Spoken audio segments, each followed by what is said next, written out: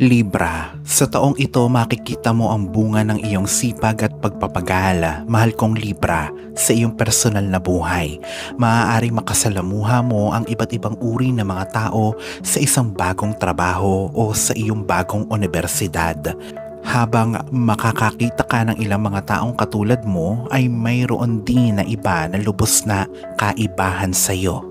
Hindi lahat ng makakasalamuha mo ay magkakaroon ng parehong opinyon tulad ng sayo, Libra. Panahon na upang tanggapin ang mga pagkakaiba-iba na ito dahil ito din ang nagpapalakas sa bawat isa sa atin.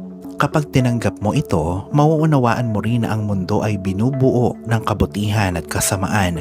Ito ay laging balanse.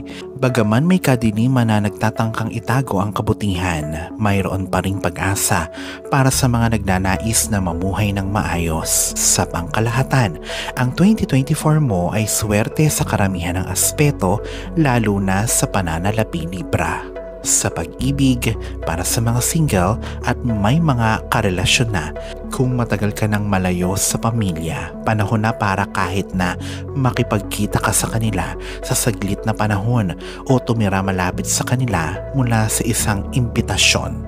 Ipakita sa kanila na mananatili kang nasa kanilang tabi anuman ang mangyari at panoorin sila kung paano kanila bibigyan ng atensyon at pagmamahal. Sa kalusugan, magandang kalusugan ang dala ng 2024 sa iyo.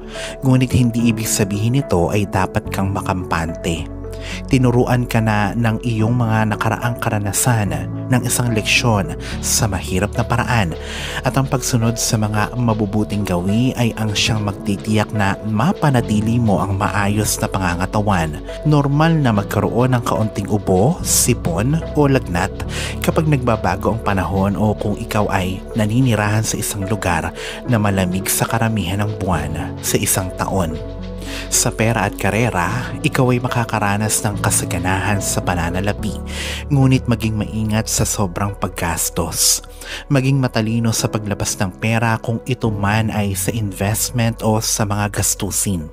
Sa karera naman na napili ay makakaranas ka ng pailan-ilang mga suliranin, ngunit ito din ay masosolusyonan kalaunan. Mahalaga na tandaan na sa mga karanasang ito, maging positibo man o negatibo, ito ay ang siyang nagpapaunlad sa iyo bilang isang tao at tumutulong sa iyo na mas tumalino.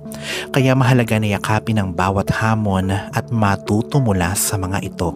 Sa iyong personal na buhay, mahalaga na magkaroon ng bukas at tapat na komunikasyon sa mga nasa paligid mo upang malutas ang anumang mga issue at palakasin ang inyong samahan.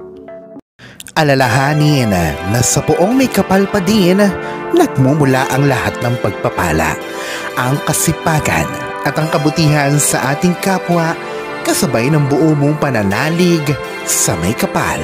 Ang siya pa rin na dapat ay manaig. Ang mga ito ay mga gabay lamang. This is Fiddle Rosario. Thank you for watching.